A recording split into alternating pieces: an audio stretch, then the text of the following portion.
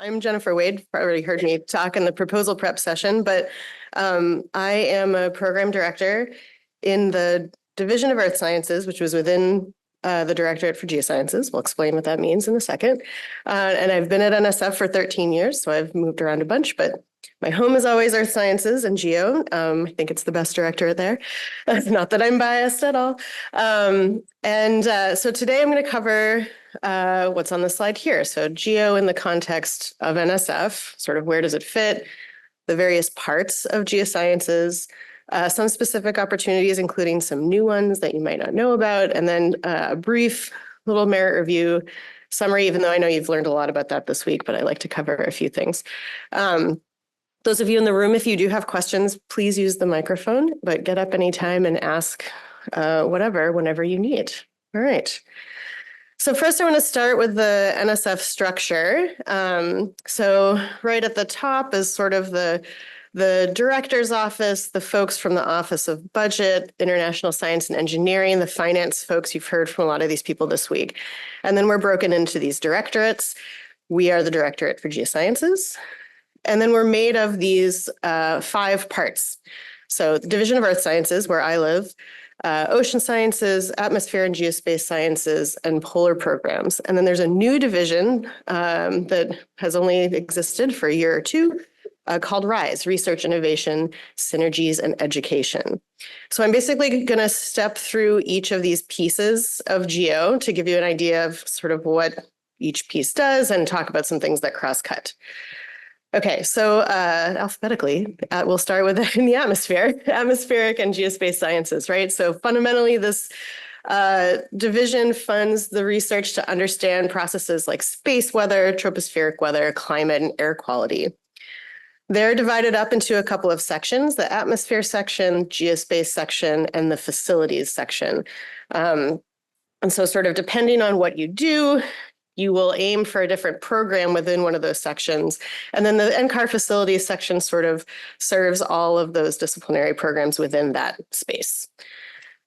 Okay, the Division of Ocean Sciences, of course, they support research on the oceans, in the oceans, and their interactions with the Earth and the atmosphere. So you'll get that a theme of this is within GEO, there's a lot of work together across the divisions, and we like that.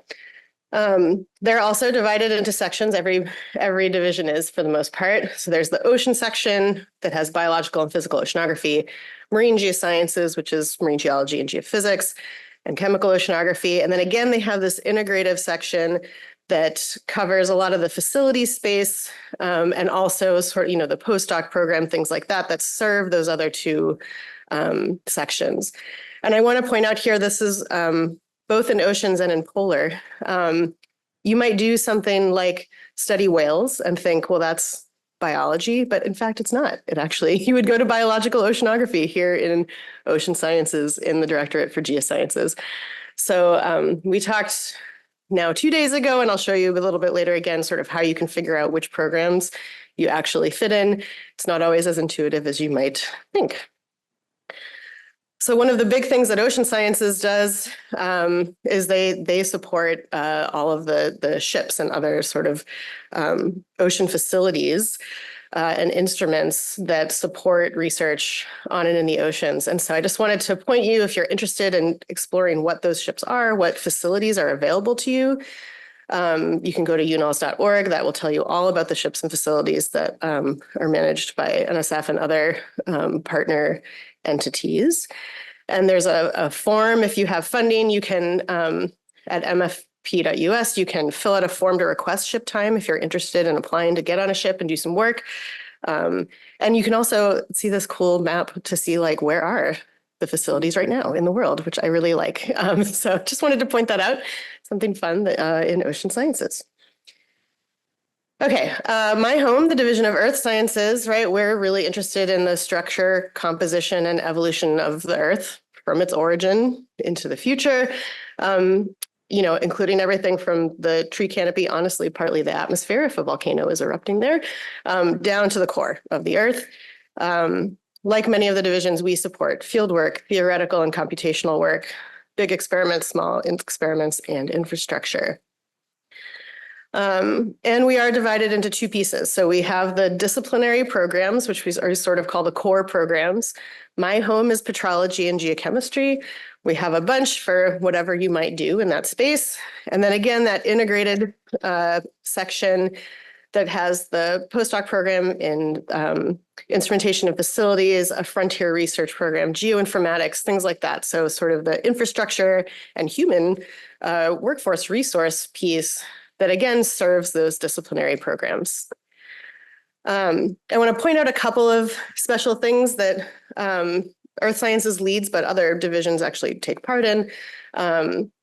So one of them is GLOW. So I've talked to a couple people this week who work a little bit in NASA and want to explore how to get to NSF, and maybe they do kind of planetary things. So we wrote a Dear Colleague letter. The number is up at the top, 22-032. And it's called GLOW, Geoscience Lessons for and from Other Worlds. So this is a partnership with a bunch of the divisions in GEO, but also the astronomy division across NSF to look at, what can the study of other worlds, exoplanets, other planetary things tell us about the origin and evolution of the Earth, and what can the study of origin of the Earth tell us about exoplanets. So all of these kinds of things can be about climate, it can be about actual planetary structure. We've had a lot of really interesting things come into that program. So it's not a program, but a Dear Colleague letter. Those get reviewed in the programs, but that's a nice opportunity if you're sort of straddling that piece. Another recent Dear Colleague letter that came out that EAR is really is centered in EAR, is a critical minerals research Dear Colleague letter. This is a government administration priority. And so we put out this Dear Colleague letter to encourage proposals that are really interested in exploring the formation, characterization of critical minerals, sort of that economic geology space, and their impacts on the environment and society. So it's not the engineering piece. We're not developing necessarily tools for extraction, but that exploration piece, how can we use things like geochemistry and petrology to explore for critical minerals, which are increasingly very important.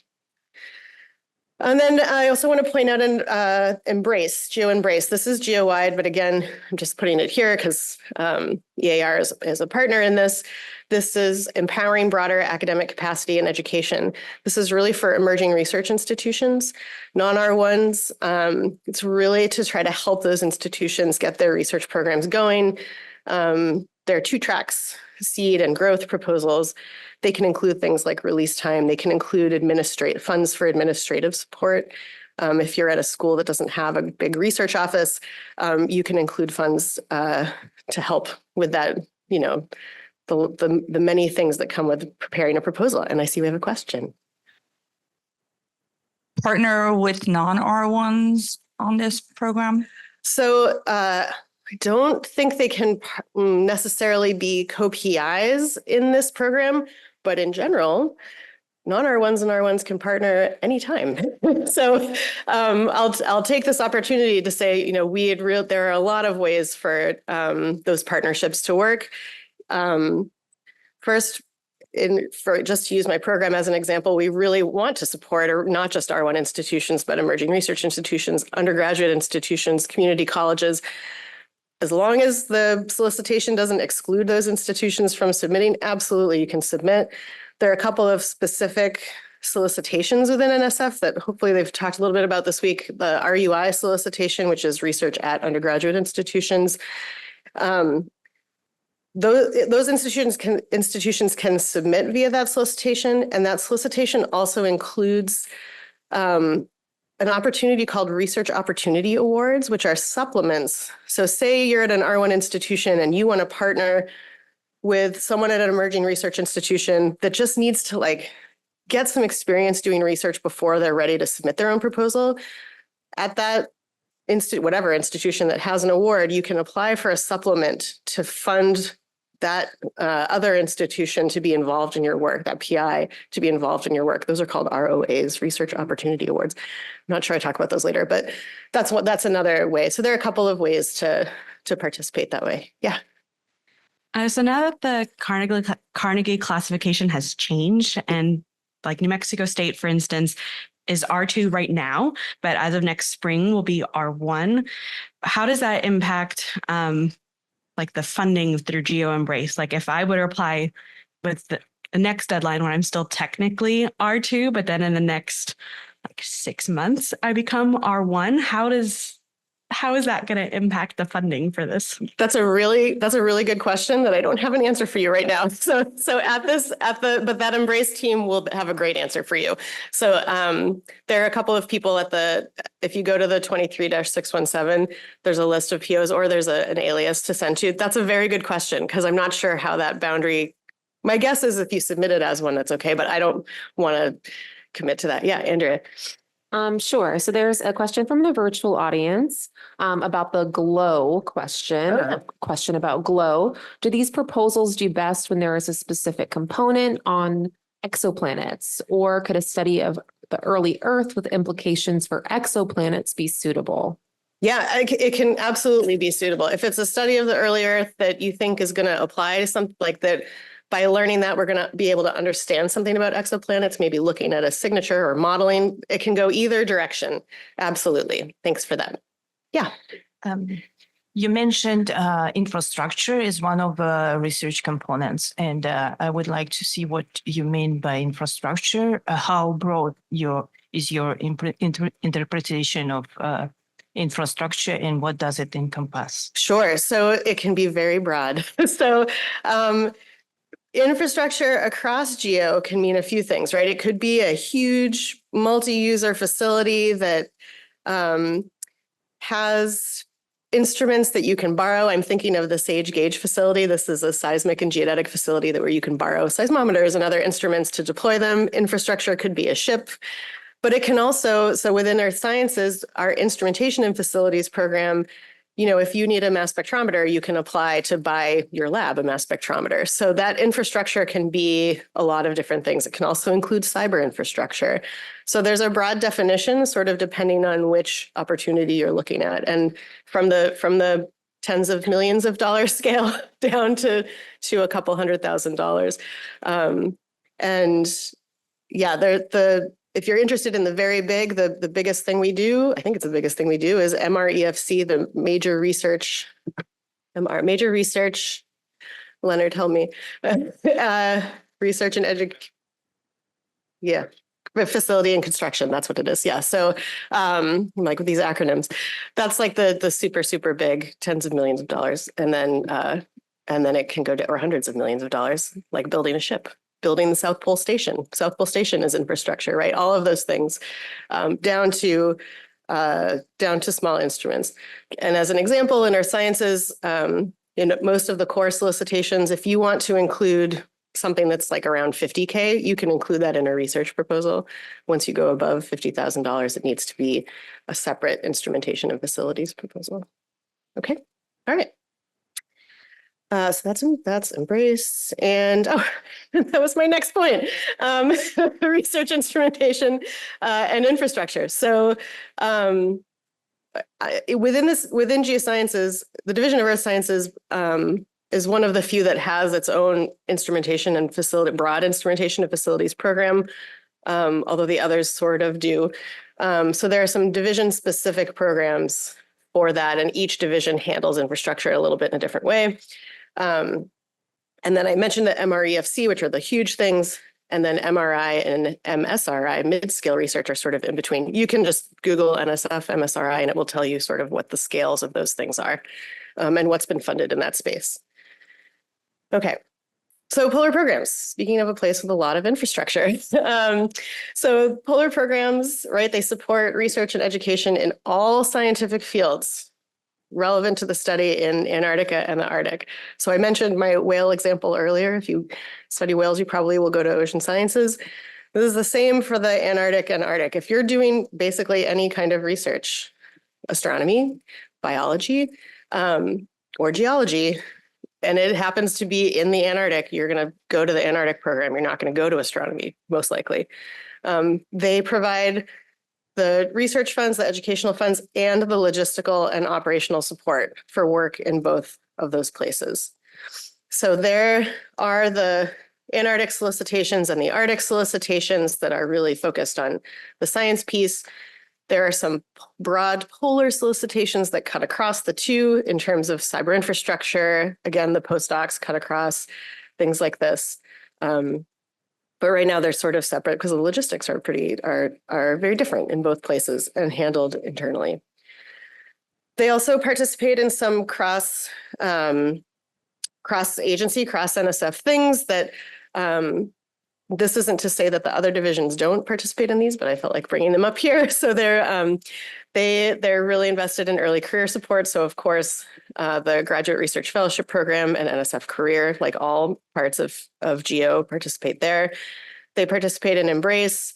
They're really interested in advancing informal STEM learning. There's a lot of that work, especially in the Arctic.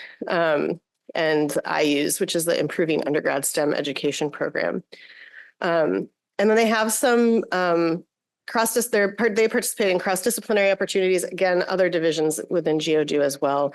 There's a lot of cyber infrastructure, artificial intelligence and machine learning opportunities, especially right now. I'm going to talk about this in a second, but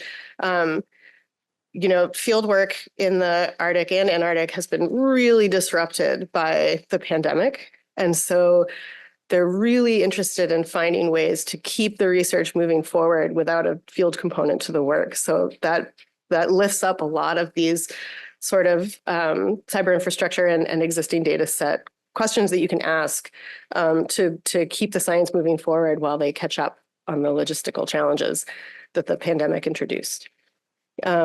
So there are a couple of updates on those field logistics that I just want to point you to.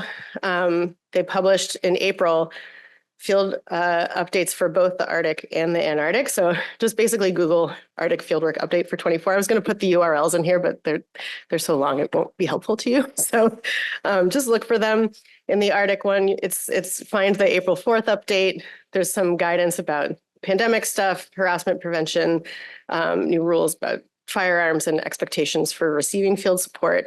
And then in the Antarctic, there's also a broad update about the plans for infrastructure support and field work in the Antarctic. And as I mentioned, they really strongly encourage proposals for research projects that don't require field support in the through the USAP, the U.S. Antarctic program.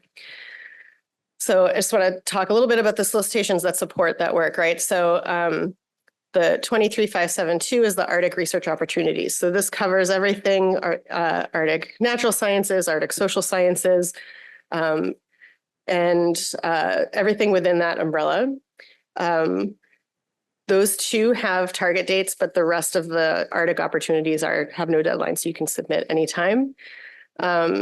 And you want to make sure, we've talked a lot about the PAPG and all the guidance and required documents that are there and how solicitations may add some requirements. This one sure does. So you want to make sure that you pay close attention to the requirements in that solicitation. Plans for safe and inclusive working environments, which every institution needs to have, but they actually get reviewed in this program. Ethical considerations, especially working in the Arctic. They've updated their data management plan requirements, all of this kind of stuff. So make sure you pay close attention to those supplementary docs if you're heading towards the Arctic research opportunities. And then in the Antarctic, I mentioned that they're interested in supporting non-field opportunities. And so now there are two separate calls for projects requiring fieldwork and projects that don't require fieldwork. And so if you don't require fieldwork, proposals are accepted anytime. There's no deadline. And they're interested in all of these things, right? So understanding the interaction of Antarctica and global systems, fundamental Antarctic system understanding, really trying to utilize samples that have already been collected, collections that exist now. And they're also really interested in building capacity and broadening participation in polar science. So take a look at that solicitation as well if you're interested in working there. And just to note, they wanted me to highlight Navigating the New Arctic, which was a big program if you work in the Arctic, was going for a long time, but it's been retired, that program. But they're still managing the projects and the community office is still serving as a resource. So they're gonna build on this and and really focus on engaging with local communities, looking at resilient futures for those communities. And so this is basically a stay tuned, read that Dear Colleague letter, and stay tuned for what's happening in the Arctic.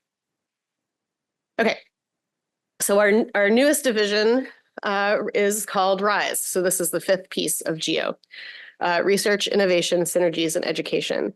So this is really intended to foster these transdisciplinary collaborations that engage the broader community, drive transformative discoveries, and really cross-cut the divisions, right? So this is their illustration of this. So you can see the 4 divisions that I've just described up top. They're interested in cyber infrastructure that serves those communities, education and diversity, global climate challenges, and then broadly innovation and synergies across these. And so it's brand new and we're all still learning how this is going to work. They're basically forming incubators in each of these areas, and then working with us in the divisions to try to help, make progress on all of these things. So there's a new program within the education and diversity incubator that we can share as an example. So this is called Forecast, focus on recruiting emerging climate and adaptation scientists and transformers. So this is basically a new way of doing STEM undergrad and graduate education. They want to take students at critical points in their career, so like rising seniors and early grad students, and sort of build them into community-focused resilient science. They call them civic scientists, right? So they want to really train a new kind of civic scientists. So somebody's focused on innovation, entrepreneurship, community-focused resilience. They're going to pay the pay scale for the students in this program is much higher. It's like equivalent with a GS scale, so they are paid living wages. And it's also really focused on emerging research institutions. It's just begun, and there's actually a webinar about it on the 6th. What's today? The 5th. That's tomorrow. So good timing that you're learning about it now, because you can learn a whole lot more at their webinar tomorrow.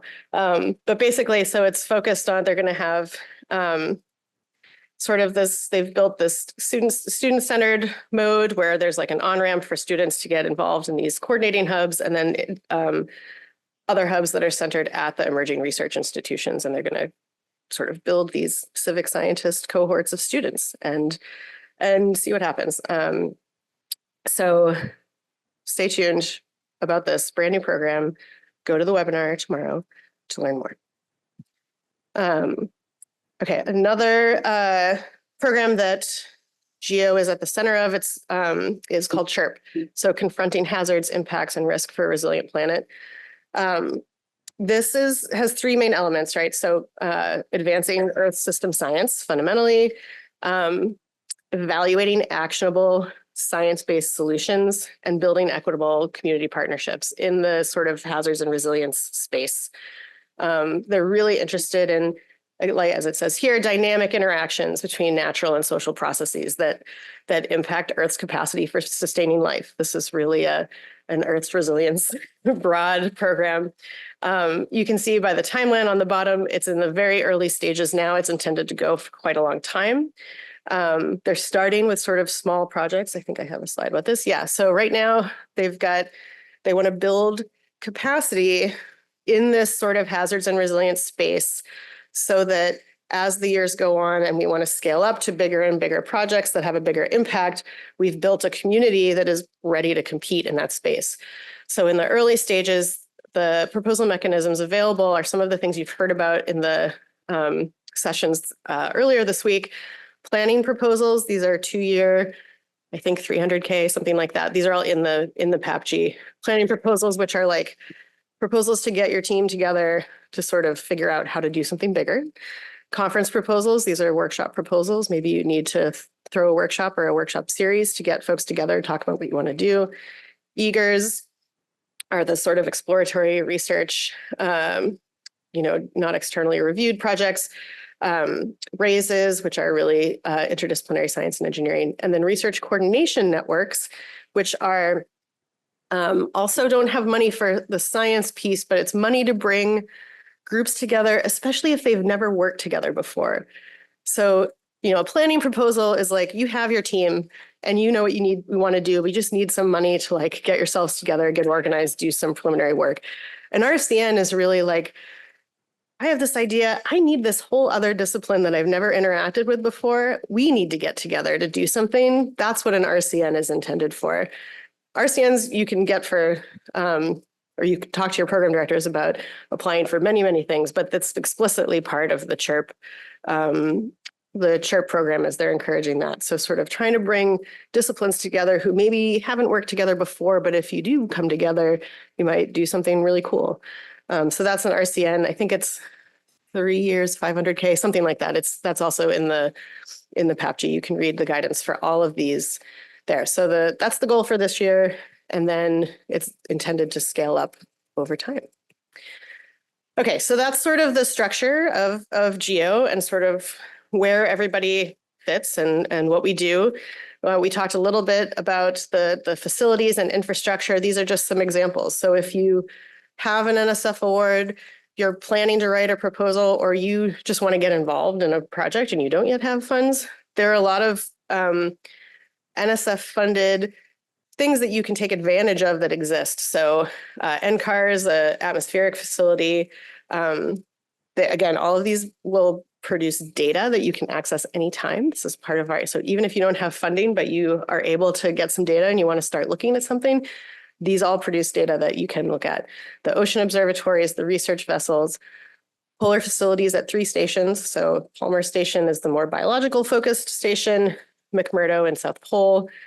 I mentioned SAGE and GAGE, the seismic and geodetic facilities. You could look at earthquake and geodesy data all day if you wanted to. That's just streaming constantly. And then there are repositories of samples, especially in the marine and polar realm, that exist that you can access and leverage to do the work that you want to propose to do. Okay, so we talked a little bit about this on Monday, but if you're not sure still where you fit after this, if you go to find funding and apply, search funded projects and awards, you can search by keyword. It'll pull up a list of projects. You can read the abstracts, see what programs funded that work, see how much money they got, all that kind of stuff. And I have this little star, talk to a program director. As always, if you have questions about this stuff or you're still not quite sure, just reach out to the program directors listed on a page and say, hey, here's my idea. I don't know where to go. And we will help you. Or reach out to me and I will find a place. We get asked a lot, what if my project, I don't know, I kind of fit in 2 places. I don't really know where to go. That's okay. It happens all the time. A lot of projects are multidisciplinary across a division, across, between programs, across GEO, across all of NSF. We are committed to trying to find the best home for any proposal that is submitted, if it's NSF appropriate, right? If it's Department of Energy, we're going to say go to Department of Energy. But if it's us, we'll do our best to find a place for it because we're open to good ideas. That's what we do. And I think this came up as a question Monday or Tuesday. This question of co-review, right? So there's a myth totally that, well, if it gets reviewed by 2 programs, it's less likely to get funded. And that's really not true at all. It helps me. I get to only pay for half of that project. You get feedback from multiple communities. It's actually a good thing. So we do our best to find the place that it should live. My advice usually if someone's asking me where to submit is think about which community has the most to gain from what you're doing. So you might, just as an example, in my field, fund a lot of geochemistry and some geochronology. If you're developing that tool, it probably will come to us. But if you're using that tool to understand a fault structure or mountain building, it should go to the tectonics program. So think about which program benefits from the work you're doing, not necessarily the tools that you're using. Okay, couple other opportunities that I want to talk about. There are a lot of, and this is sort of broad NSF, not specific to GEO, but we certainly participate in this. And I've mentioned a couple of these, but I want to say a few more details. So there are programs to help you. Of course, there are broad project proposals that you can submit anytime, but there are some specific things at various points in your career that you might want to take advantage of. So the Graduate Research Fellowship Program, is a NSF-wide fellowship that includes financial support and an educational allowance. It's super competitive. We don't get enough proposals from Geosciences. So if you are in a department and you don't have a lot of people submitting in our space, please do. Because the more proposals we get in that space, the more we can give out. They aren't handled in the division. They're handled fully outside of GEO, but it's a great opportunity. Okay, the postdoc fellowship programs, every division or office, so all the parts except for RISE right now, Earth, Oceans, Atmosphere, and Polar all have a postdoc program. And they're usually for 2 years. The details vary. What is the deadline? What are the requirements? But they're great programs. And they go to the fellows individually, which is great.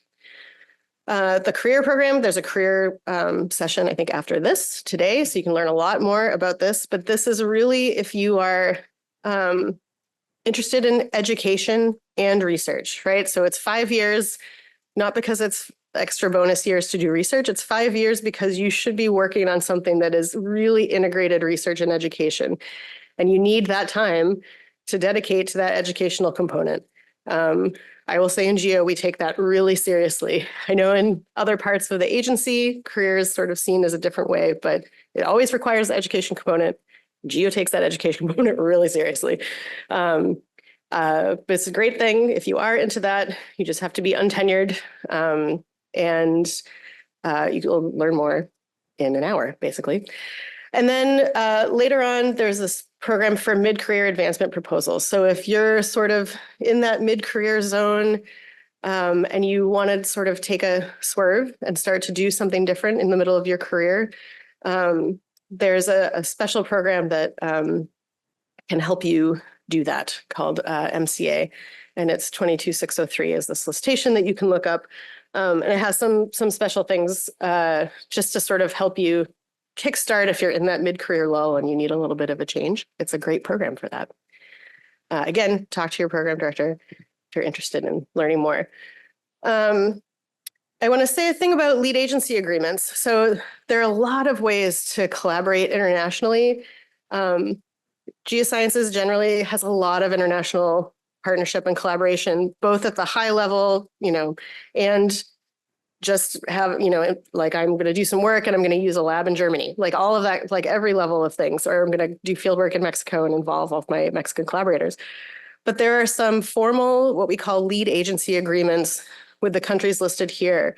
And the way these work, just to use the UK one as an example, if you have a collaborator in the UK and you want to work on a project together, we have this agreement with the UK where you send us a letter of interest and we say yes or no, it fits. So we'll probably say yes. And if NSF is the lead, NERC, the UK funding agency, agrees that if we decide to fund the US side, they will fund the UK partner. And vice versa. If the UK is the lead, we agree. If the UK decides to fund it, if NERC decides to fund it, we'll fund the US side. So it's a great way for your international partners to also have level playing field money to go into a project and both be supported. The details, country to country, work a little bit differently. A couple of them have focus areas that are specific. Like I think the German or the EU one is currently like climate focused, but all of these are opportunities that most programs in GEO participate in. We funded a bunch of the UK and the Switzerland ones in our program. So explore those. Again, it's not the only way to collaborate internationally, but it's a nice, if you have a international partner that, is funded by one of these agencies, it's a great thing. You can just Google Geoscience Lead Agency Agreement. Okay, couple other relevant opportunities just to cover. We've talked a little bit about supplements. Of course, you need an award already before you ask for a supplement, but if you do, there are some things that we like to highlight. So if you have a great undergrad in your class in the spring and you're like, wow, I'd love to keep this student around and give them some work in the summer, you can apply for a research experience for undergraduates, a supplement to pay that student. One of my favorite supplement opportunities is intern. So this is for graduate students. to provide them money to do an internship, maybe at another government agency, in an industry partnership, a nonprofit. There's a whole bunch of places they can go. It needs to be related to the project that you're supplementing, but this is such a great experience for grad students. We funded a number of them out of my program, and the reviews are rave. These students have incredible experiences, and it's great for the project. I talked on Monday about career-life balance. So if you need time away, parental leave, elder care, that kind of thing, you could potentially get a supplement to keep your lab going while you're away. Hire someone to do that work. And then I mentioned ROAs earlier, right? So giving folks with no NSF funding at emerging research or undergrad community college institutions a chance to be involved in research with someone who has funding. And rapid, eager, and conference, I feel like we've covered a bunch. GEO does a lot of rapids because there are a lot of things in geoscience that happen: earthquakes, volcanoes, hurricanes, wildfires. There's a lot of rapid stuff happening there. Also, for if there's a critical outcrop or core that is going to be destroyed because of construction, and it's like the key to understanding this whole mountain range or something, you could possibly get funding to go in and collect those samples. Okay. I feel like we've covered those enough this week. Oh, yes, Andrea. Question from the virtual audience about lead agency. Yes. Can these be used to engage undergrad students? Oh, you can absolutely involve undergrads in the lead agency agreement. The agreement is really just, it's like you submit a proposal like you normally would, but it just happens to be with a formal international partner. So yes, you could totally involve undergrads. In fact, to me, a strong proposal under a lead agency agreement would have some like undergrad cross training, country to country. I think that'd be great. Great idea. Please submit that. Okay. Hey, so since you are in this slide, Yeah. I'm also interested about since I'm from Taiwan and I'm doing some stuff in Taiwan, so I'm just wondering if that's the case, who is the go-to person?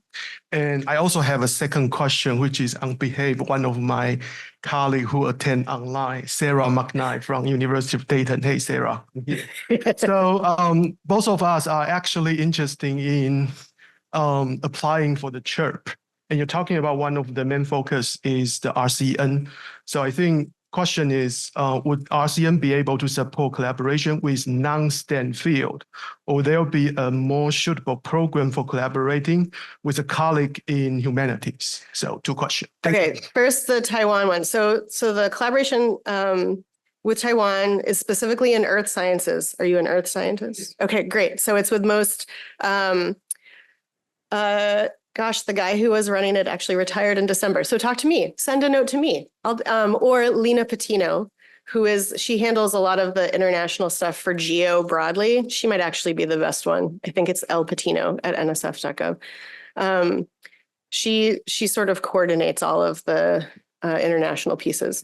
So for involving the humanities, depends on what you want to do.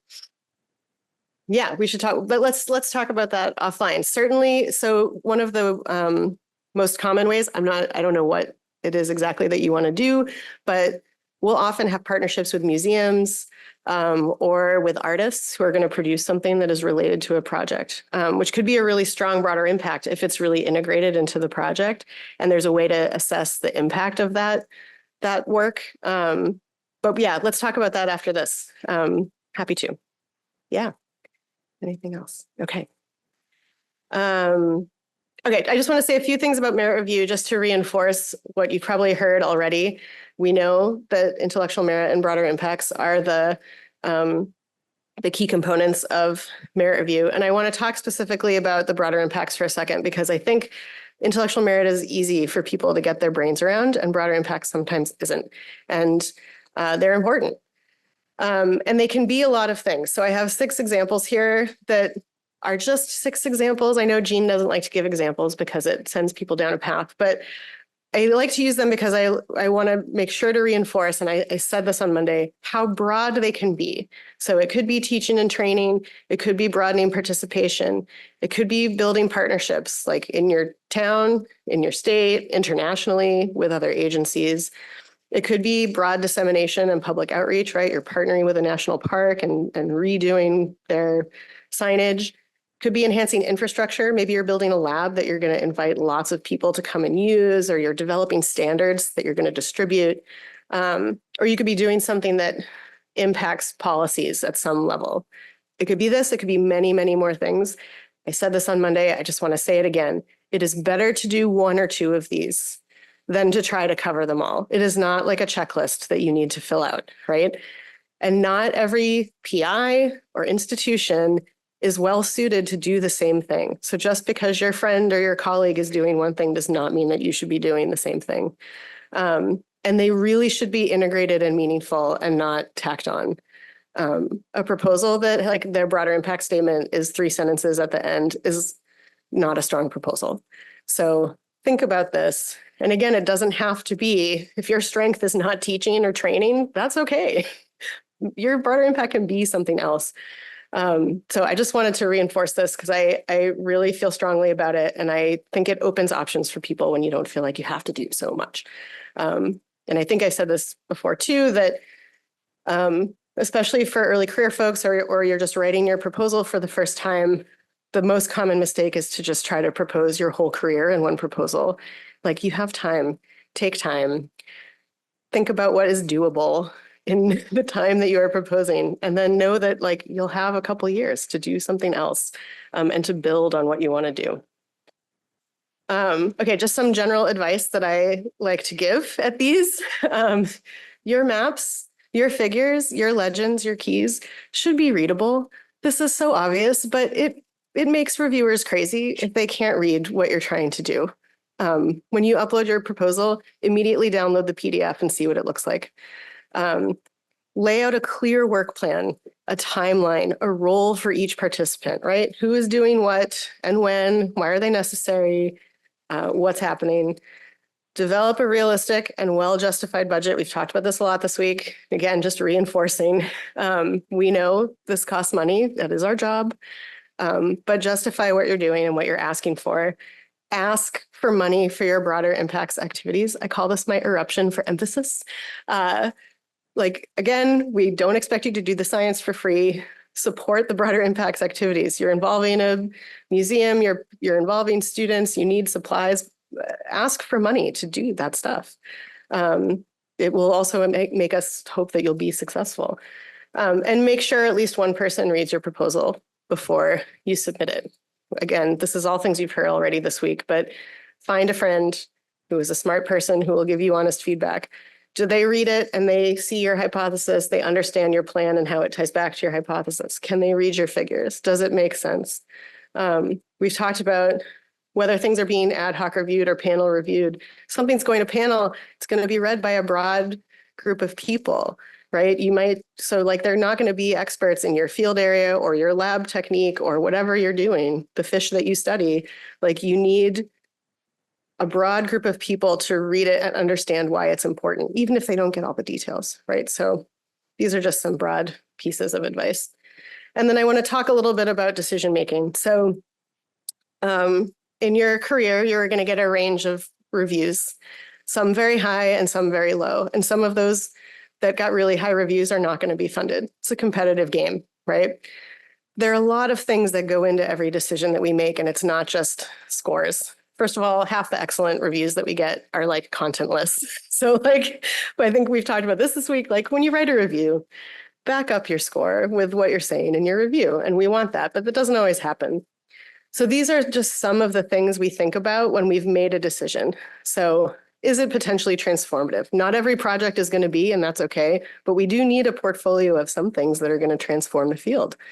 Is there a priority or timeliness in whatever's being proposed? We want to fund a broad set of demographics in PI, student population, institution type. We want to support geographic diversity, right? We are the U.S. National Science Foundation. We have a lot of country and territories to support, and we don't want to only fund one state. We want to fund a range of career stages, right? Early, mid, senior. We might want to support international partnerships. There might be extra funding that we can get because we have those partnerships. And we want to support folks with a record of mentorship because we know they're going to produce grade scientists. So these are just a few of the many things that go into the decision making. So when you get your award or your decline, especially your decline, know that a lot of thought went into it. And there are a lot of reasons, and you can always reach out to us and ask for us to ask the program director to distill. It should be in the PO comments, which is a piece of feedback that you get, but you can always ask to talk it through. Okay, so that's everything that we covered today. Hopefully you have a better sense of where GEO fits, what makes GEO, and what's an opportunity for you. There are always ways to get more involved. So GEO has developed one of those forms to apply to be a reviewer. Please do. You can always just also email the program director or me. If you don't know who to email, jwade@nsf.gov. Email me your CV and we'll find a home for you to review. Every division has a newsletter that you can sign up for at nsf.gov. And there's a GEO-specific outreach page with more information at nsf.gov/geo.outreach or /outreach. Okay, thank you so much. And I'm happy to take more questions. Oh, yeah, Andrew. So one from the online audience, would any of these described programs be suitable for supporting collaboration with non-STEM fields? Oh, yeah. So that was his question. But it's a great question, right? And it really does.